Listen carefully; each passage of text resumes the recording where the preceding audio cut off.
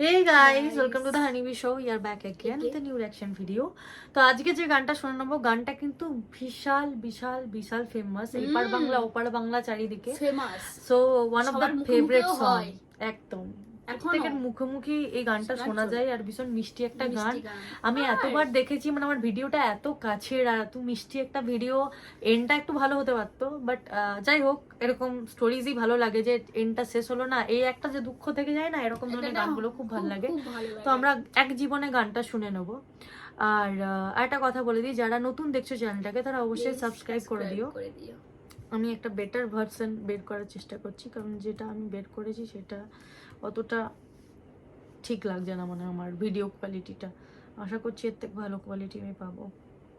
32 million views আছে, এটা মনে হয় ভালো কোয়ালিটি হবে।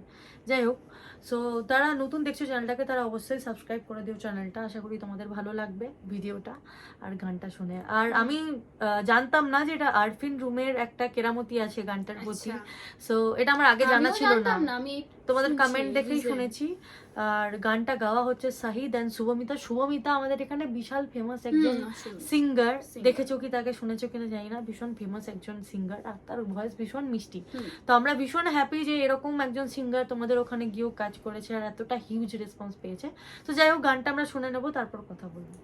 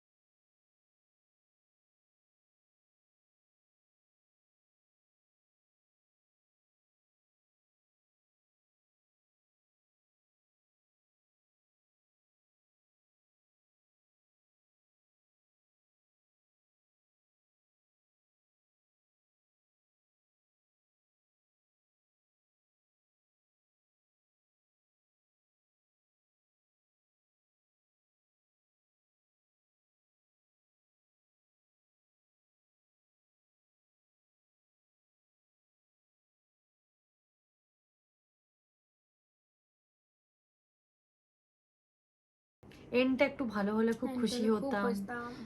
মানে হয় না আমার অবভিয়াসলি ওকে পেলো নিশ্চয়ই ওকে কন্ট্যাক্ট করবে, এরকম কিছু তো নিশ্চয়ই হবে, কিছু একটা ঘটবে। বাট এটার পার্ট 2 তো আর দেখানো হয়নি, মানে এক জীবনে 2 আছে বাট সেখানে কিন্তু এই হিরো হিরোইন নেই, হিরো আছে বাট আই থিঙ্ক হিরোইনটা অন্য, মানে যতটা আমার মনে পড়ছে সেই হিসেবে দেখতে গেলে।